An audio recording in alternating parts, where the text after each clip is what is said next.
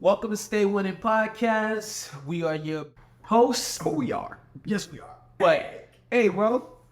So, after your boy choked, we'll get into that another time. After your boy choked, NFL is on like a little bit of a hiatus, right? Nobody wants to talk about the Pro Bowl. It's not even a Pro Bowl anymore. So it is what it is. I enjoy watching it, though. Yeah. I do. I will tune in, right?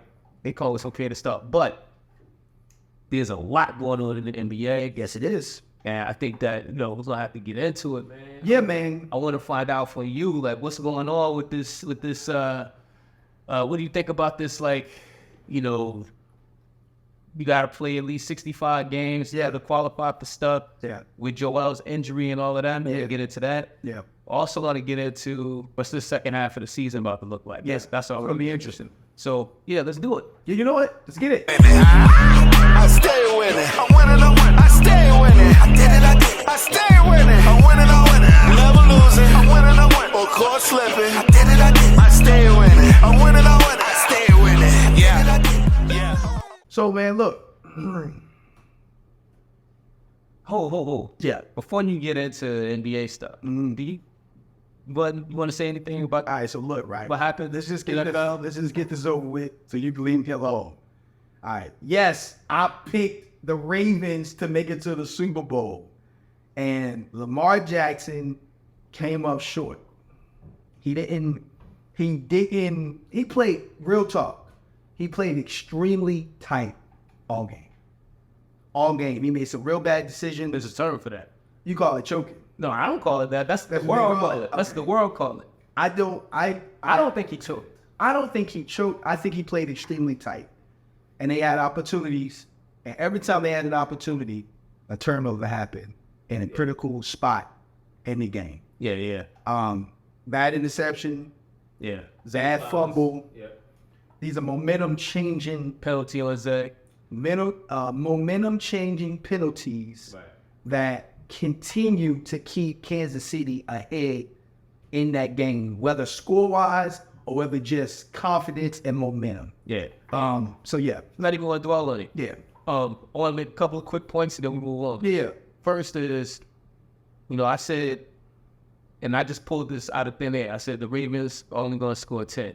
Yeah. And you challenged me on that, rightfully so, because of what they've been doing. Yeah. They only scored 10. 10 points. Now I had what Kansas City was going to do. I had that way wrong, Right. Because that Ravens defense in the second half, They stopped all that mess. they They did what they were supposed to do. they put their foot down and said, That's enough. no more. Yeah. Right. And so, shout out to that Ravens defense, and shout out to Lamar and Zay and the Ravens offense. I think the Ravens had a great season. Yeah.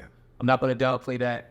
I hope, and I know that Lamar is made from tough stuff, so I know he's going to be able to shake this off. Yeah. Zay, this is rookie year, right? Yeah, he's a rookie. Cool. He's going to be able to shake all of this off. They'll be back. They'll be in the Super Bowl one day. Yeah. It's coming. Yeah. So I'm not gonna dwell on that. If you want to say somebody really choked, we're going to talk about Dan Campbell. Dan Campbell cost the Detroit Lions a possibility of a Super Bowl. Don't speak on it. What you mean? Listen, now I don't blame them because Just good though. What I'm saying is this: he's been aggressive all year long, Yeah. right? So that's what I mean by don't blame. He's been aggressive all year long, going for it on fourth down in spots that you be like, "You sure you want to go for it?" Yeah. He been breeding confidence in his team all year long. Right. But somebody forgot to tell him there ain't no tomorrow Right. if we lose today. Right. Right. So even though I think they lost by 10, I think they lost by something like 10, right? Even if you kick the 2 field goals, you still need to score a touchdown to win. But you give yourself, it's a 1-possession football game. Right. So when you don't have to do that onside kick, you put yourself in a position to go downfield and get the score to win the game. Yeah. His decision making, which is consistent with what he's been doing all year long, I believe can cost him the game. Now, granted, you live and die with what you've been doing, so nobody's mad at him doing what he's consistently been doing. But to me, sometimes you got to be like, all right, let me change it up. Let's take the points. Let's keep ourselves in a position. Because here's the reality.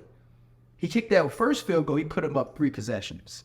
Mm-hmm. How much difference does that change the momentum in the game with knowing that if we score 2 touchdowns, we still are down 3 points. You know what I'm saying? So Dan Campbell, in my opinion, he was over aggressive in a very, very important spot, and I think it did cost the Lions that's a chance at Super Bowl. So It's interesting because last year I heard a lot of criticism. Actually, last year I heard a lot of criticism about Dan Campbell. yeah, And despite that, right. you know, when you and I were picking, you know, who's going to do well and all of this other stuff, picking the divisions, Yeah, I picked the Lions yeah, me too. because I thought Dan Campbell Was the difference? going to unlock Absolutely. Jared Goff. And he did. And he did. And he did. However, here we are having a conversation about Dan Campbell costing the game. So I think both can be true at the same time. You live by it, you die by it type of thing, and that's kind of what happened. But Detroit Lions, a great season, great story. Would have loved to see them in the Super Bowl. That would have been crazy, but I think they'll be back. They're going to be consistent. They got a nice young nucleus of teams. Now, I wasn't planning to dwell on NFL stuff. That's all but good. there's You good. there's one other point. Oh, Go ahead. I want to bring up. Flippers. Right? Kadarius Toney. Gotta pick on this guy. Yo. Leave him alone. yo. I hope he knows it comes from a place. A good place. If he's watching, I hope he knows it comes from a place of like, I'm a Giants fan. Yeah. So I take it personally. And all of the heat that he directs towards the Giants, Yeah. I'm Get that it right guy. back. Yes, I'm that guy that's kind of firing from the sideline. I got it. But look, he put out there, as Kansas City prepares for the Super Bowl, he put out there that they lied. Andy Reid lied about his injury or injuries. He's not injured. They just lied to keep him out of the game. That's some serious accusations against a serious person. My thing is, one, can you waive a player that's on your playoff roster? You can, not Like, wait right for him. now? You can kind of just like, you can not have him dress and not have him show up. But he still wins the Super Bowl with them if they win. Yeah. But like, dude, don't be a distraction before the biggest game of the season. I mean, It's a lot of selfishness in today's sports. yeah. I'm not surprised when it comes to NFL players tweeting and all of these stuff that they're doing now because they've been given that kind of freedom. Yeah.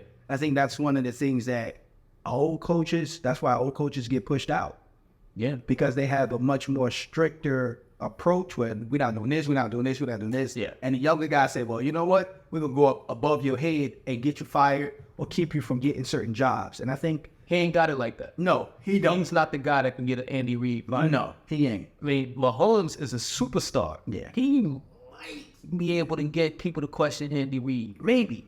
Right. But until Mahomes plays without Andy Reid, You better be careful. right, he can tie the two of them together. Absolutely. You know, Belichick, Absolutely. Brady. Yeah. Andy Reid. I agree. So I'm not sure my what thing he's is- doing. He just needs to chill. I think, chill. Yeah. Help your team prepare. And get ready. Because be ready. Be a professional because you just never know. Something happened in the Super Bowl, they're going to need you. Go get that W. The best way to, like, you know, quiet the haters is to win. Yeah. That's it. Yeah. All right. I think good. Yeah, that's good stuff, though. Let's get to this basketball Hey, stuff. man, listen. I'm going to tell you what, right? When it comes to the 65-game rule, Yeah. I like it and I hate it all at the same time. Okay. I like it because they shouldn't have to implement it in the first freaking place.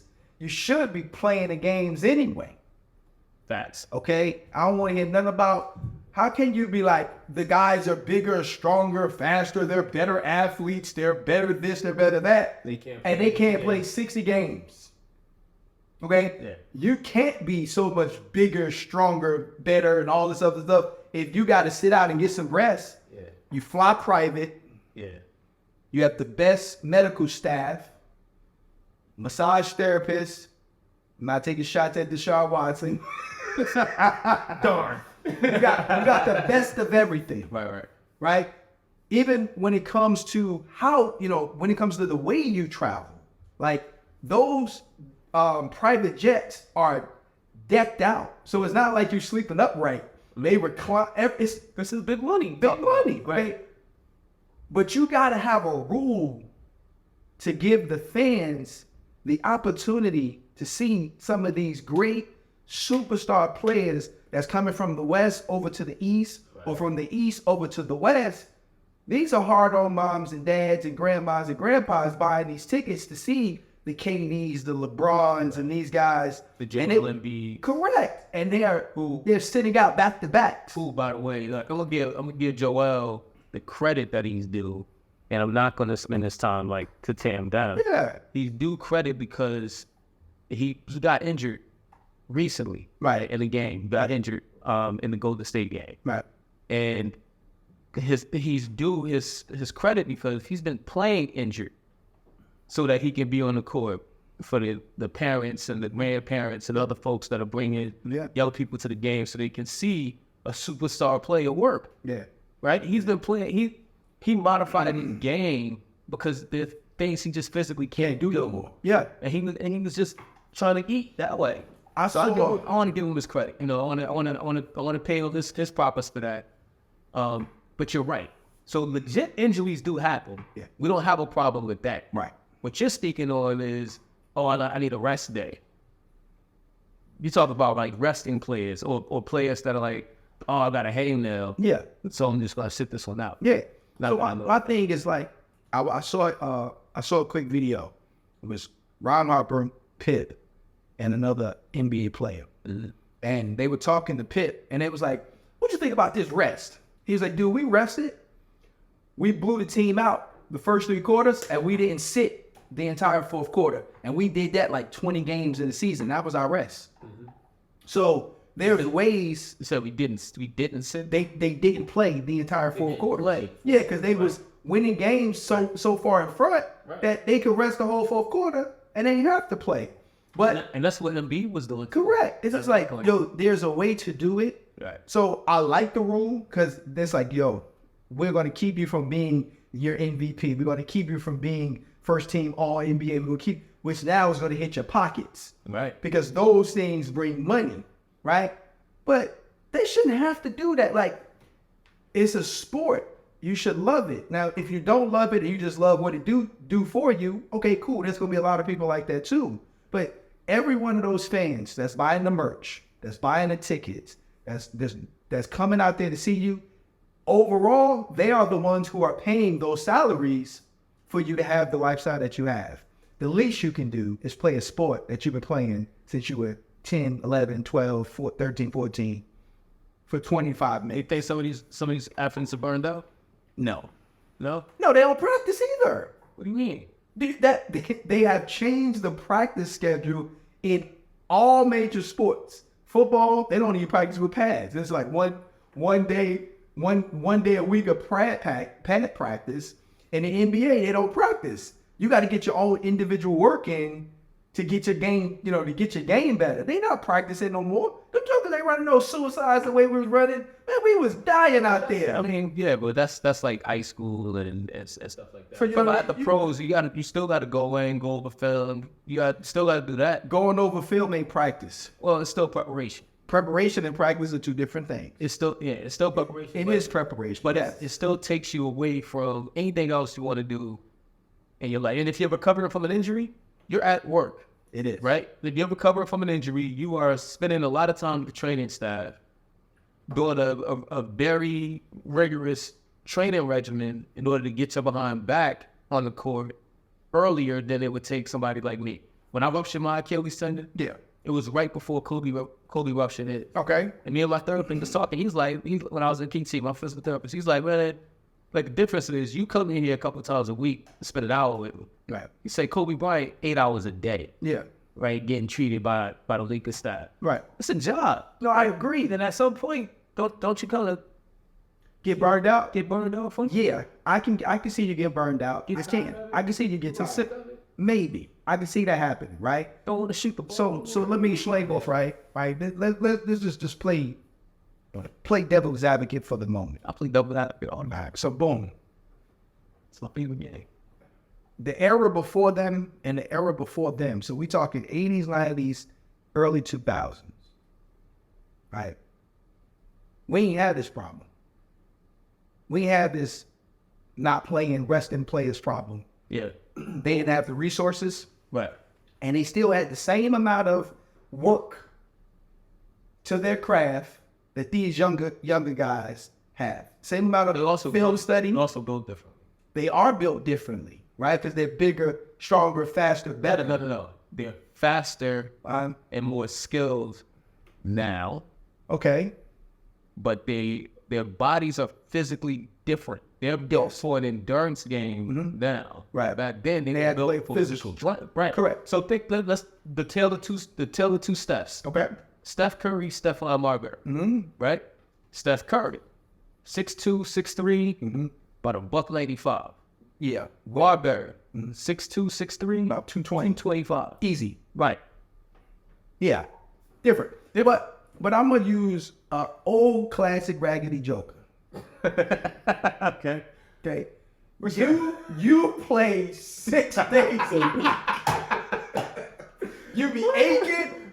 You be hurting. And you get up at 4 o'clock in the morning to go to play basketball. But I'm not playing again. Nah, no. I'm not giving them no excuses. I ain't guarding Giannis. They got the best sneakers and ice baths. They got the Michael Jackson chamber to breathe air.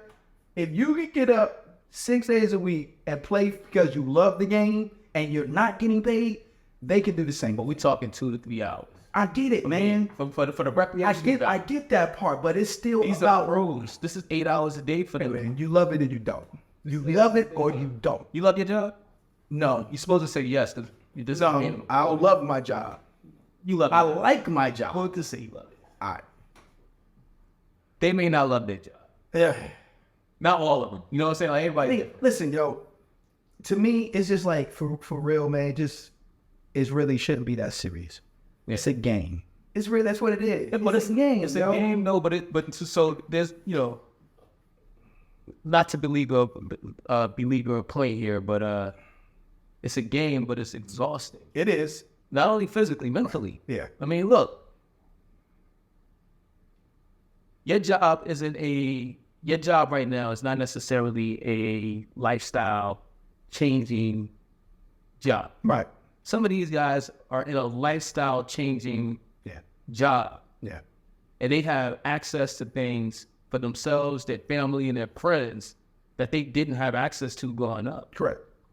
Also, they're celebrities. Correct. They have privileges Yeah. that we don't get to embrace. Right? Somebody always wants something from them. Exactly. Yeah. So in addition to that, to them being celebrities, they also got a lot of people that with their hands out. Correct. Saying like, hey, let me hold, can you do blah, blah. They got to balance all that out because, you're saying this to family and friends you grew up with, you love. Yeah. You got to deal with all of that. Yeah. That's because of your job. Yeah. No, I get that. Man. You know what I mean? So it can be a little bit. That's why I like it and I hate it. It's a gift and a curse. You know what I mean? So some of these players that are going to be deserving of awards won't get them. I like that. Actually, I like the idea that you have to play a minimum amount of games in a season in order to qualify for those awards. Yeah, I do. I think it's to me it's like it's to me it's common sense. Yeah, it's common sense. Like why would I reward the person who played who didn't play as much? Why would I reward them with one of those postseason awards that somebody else who played more? Might be maybe a little less statistically might have a little less statistical value. They showed up. But they showed up. Yeah. Like you gotta put some weight on that. So boom, right? With understanding that part, like, okay, we're gonna do this, we're gonna give it to this person, we're gonna give it to that person. Shouldn't that make them wanna be there now? Well, so yes, but again, you got some legitimate injuries out there. Yeah. So I'm going to bring up Joel again. Mm-hmm. Joel he's missed enough games now where he can only miss like another 5 games before he's disqualified in those postseason awards. Right. So he's currently the scorer leader. Right. I think he's ahead by a good, nice margin, by a good little bit. And for the way he's been performing and his team's been performing, you could say he's in the MVP race again. Yeah. Right? Yeah. He got a legit injury. Yeah. Right? He's been playing with legit injuries this season. Right.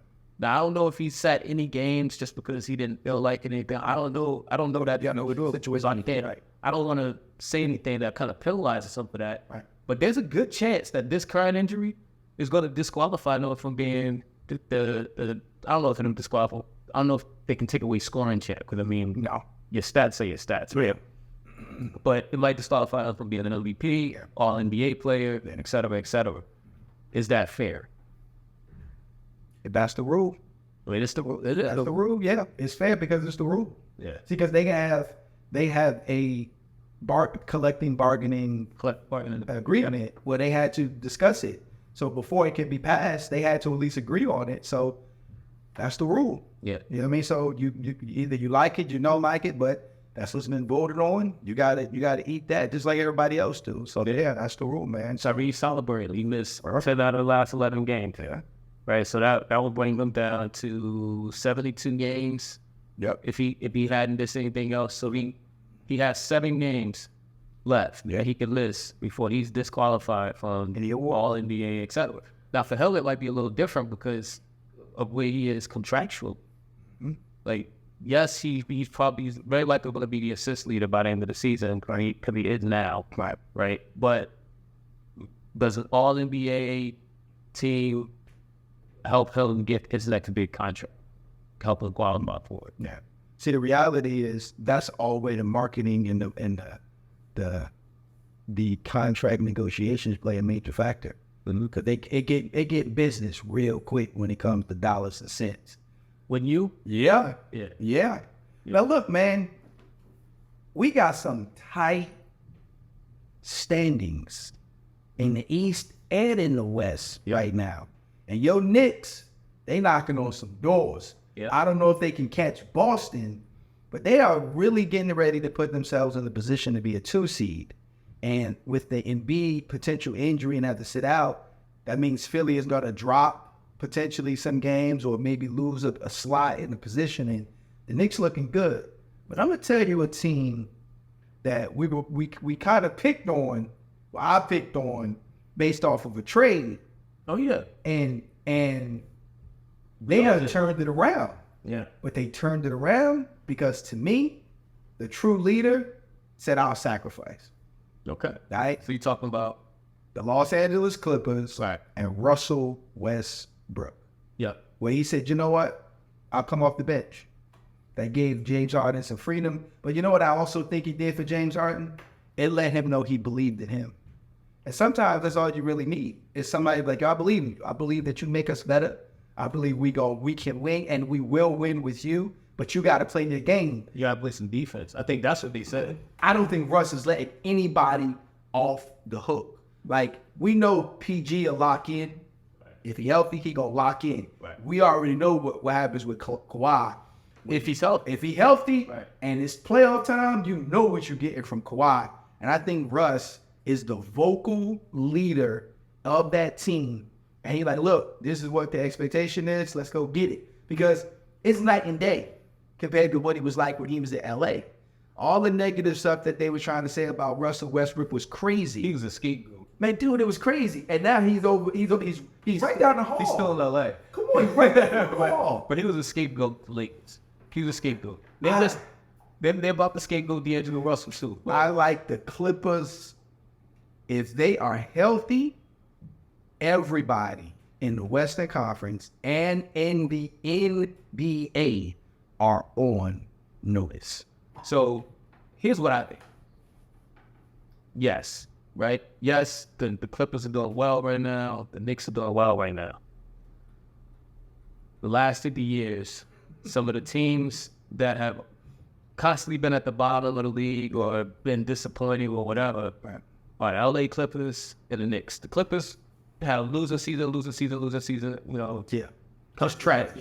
Yeah. The Knicks almost in so many times, just couldn't get over the hump, which is why I'm not getting all all of that. I think it's good business right now for us to talk about the Clippers and the Knicks. Right. The reality is there's still half a season left, and there's still a lot that can happen. It's like 30 games left.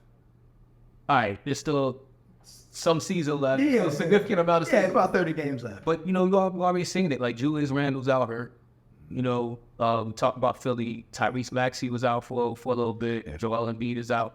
there's a lot that can happen that can change things.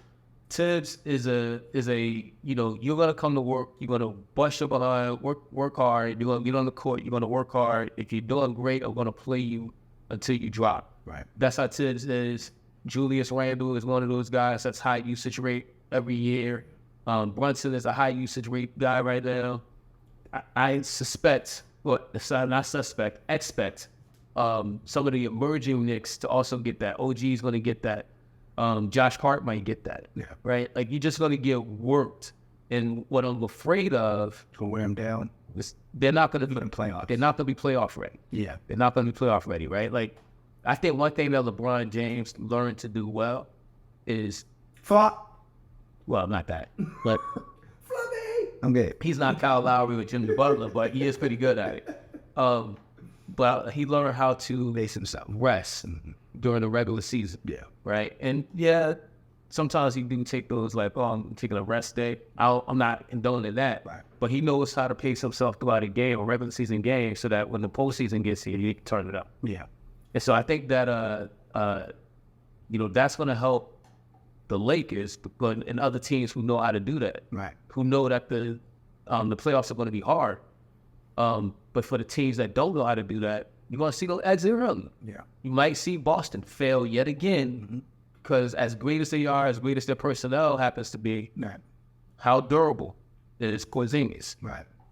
Can Jaylen Brown, Jaylen Brown, Jason Tatum, Yeah. can they keep up the pace that they're at right now? Can Right. Derek White keep up that pace? Can Drew Holiday keep up that pace? Like, Drew is up there in years, man. Yeah. This dude's been crazy his whole career, but he's up there. You know, Can they do it? You know, it's weird, man, because, we know we starting the season is starting to really get its own form when it comes to the standings and, which players are doing what. And that's all like dope. What are the bottom teams in the East and the West? Who do you really think needs to make a change, needs to make a move? Who do you think is on the verge of slipping out completely and missing the playoffs? Gone Warriors, definitely. Okay. Like me.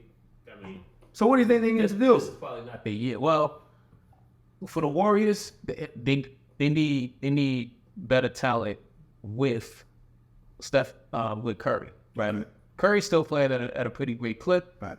I think he has to make a little bit more sacrifices. Like, they're letting Steph go off. They let him go off all season.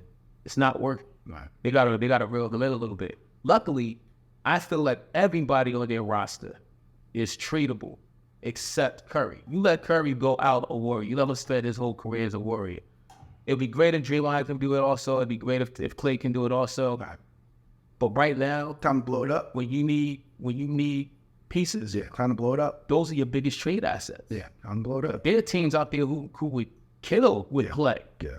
Right? Draymond, yes, I think he's a great player when he's not doing dirty things and stuff like that. Yeah. But I don't know that the teams are hurting for them. Like, you see players like Draymond exit the NBA very early, all the time. So I don't know. But to me, he's a valuable player. Yeah. He probably get you. Yeah. Probably get you something. Wiggins has hurt his value, but definitely Wiggins is a trade piece. Right. He put these guys on different teams. Like, imagine a Dallas Mavericks team if they were able to add some of these pieces, some of these players around Luka. And Kyrie. And Kyrie. Look, let's just be real. Kyrie is having a wonderful season No, this year. he's not. Okay. Let's talk about it. Kyrie is having a good season What? on an average Mavericks team. Luka is having a great season. The two of them together, Kyrie is. When Luka's out, Kyrie goes off. Put Kyrie on a better team. All right. Put Kyrie on a team that's not a one player pony. Listen, Whatever you want to call it. I'm not fighting with you about our Jersey brother, Kyrie. I'm not saying he's bad. I'm saying put him in a better situation. I think he's having a great year. And I think if you was to say, how can the Dallas Mavericks get better? What would be a great player to add to the Mavericks right now? Draymond will work. Yeah, he might. Draymond will work because that, he can take some of that usage away from Luka and, you know what I mean? Like, give them a good sense of gritty and Let me put it like rough play Luka turns Kyrie into a spot-up shooter. when he's on the floor. That's true. Is that the best use of Kyrie? No, it's not. Put Kyrie in a better situation. Yeah. You see what I'm saying? I do. I understand what you mean by that. So I do think that you might be onto something with Draymond going. That'd be a good place for him to go. I think the perfect player for Golden State to go after to replace Draymond, whether they keep Draymond or get rid of him, but to come in and fill that Draymond role, is Ben Simmons. Yeah, because you think he's a younger version of Draymond. Yeah. Yeah. I do. I think that, because Ben could play point guard, that we put too much of his shooting or lack of shooting. Right. But when you look at what he does on the court, sees the floor well, and passes the ball very well. Good defender. Great defender. Yeah. Great on-ball defender. Yeah. When he's healthy, he has, he got back injury, whatever. Great defender. Great rebounder. Yeah.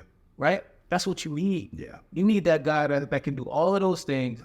And he can push the pace now. And find Curry, Clay, whoever, open for a shot. Yeah.